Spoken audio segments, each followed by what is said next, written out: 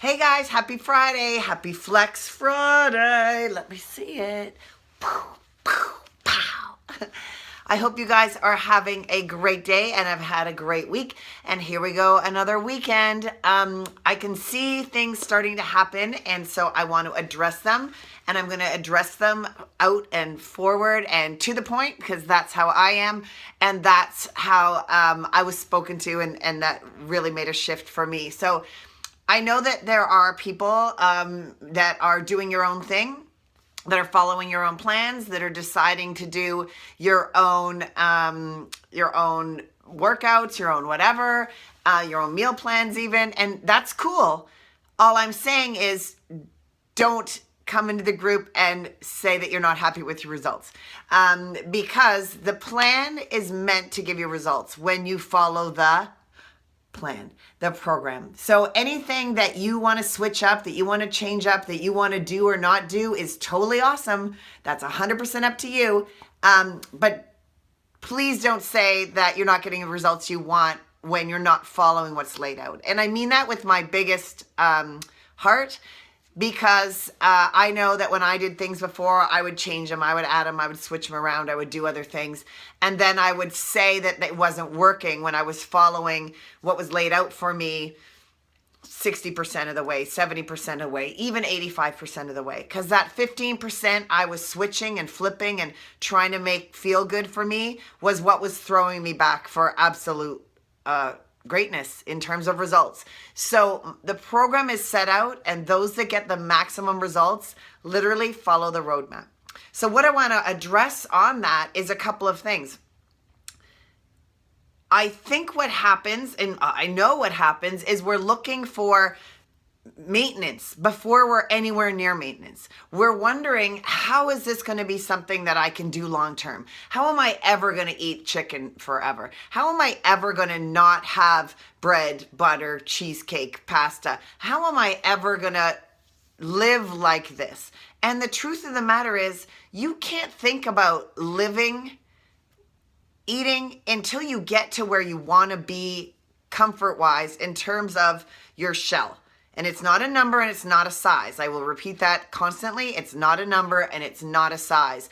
But, you know, the squish around your stomach, the squish around your bras, whatever that is that's driving you crazy, until you get to that point, you can't even think about maintenance. And here is something that might scare you, might shock you, might piss you off, but I'm just going to tell you the truth.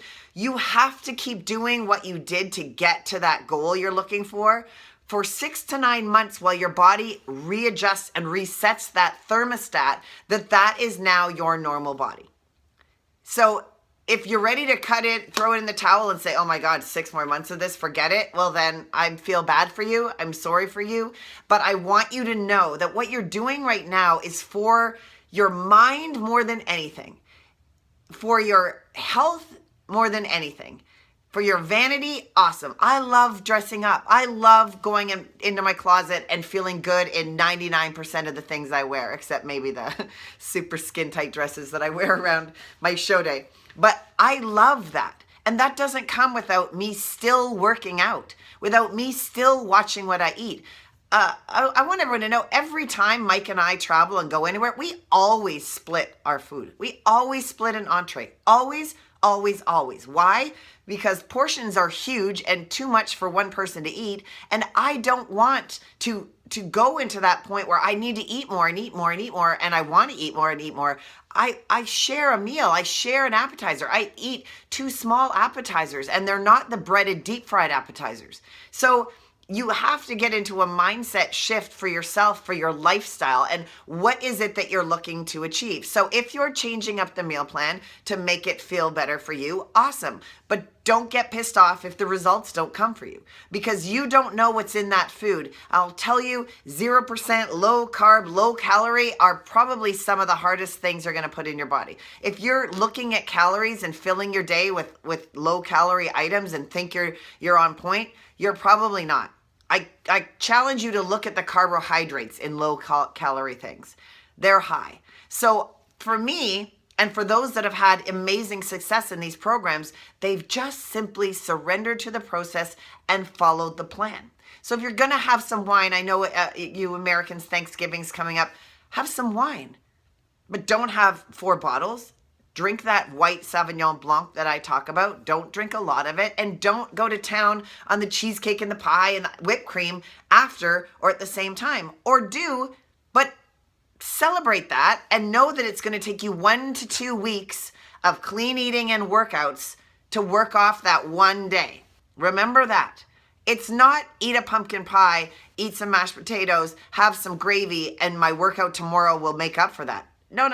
The workout tomorrow will only cover the couple of glasses of wine or alcohol that you maybe had. So the next hardcore workouts and the next week of clean eating will start to get into the mashed potatoes and the gravy, as well as the extra weight you still have on you that you want to get rid of. I know it's frustrating, and I just speak to you as a person that's been there. And sometimes I wonder how I'm even here. It's very surreal to think of. And it's why my heart pours to all of you, because I know what it feels like to be comfortable in your skin. I know how you stand up differently and you don't shy away as much. I know what that is about, guys. And I want you to have that, because everything else trickles down. But it starts with that mindset. It starts with you believing in yourself. And it starts with you realizing that all that food that you're adding, all those things that you're adding, are just a way to deal with something else in your life that's not that fabulous. Food is comfort. It's sad, but it's true. So what are you trying to feel good about by having a bite of this and a gooey this and a munchy this and a bowl of this? That comfort. Why does comfort have to come from food? Comfort should come from family, friends, a good book, a walk, a workout, move your body. Comfort comes from being comfortable with who you are as a person. And, I never knew so much about that, but I see it clearly.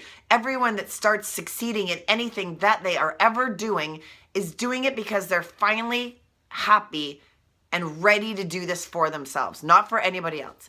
So I really want to caution you all, if you're veering from the meal plan, if you're changing it up for variety and you're not happy with what's happening, that's why.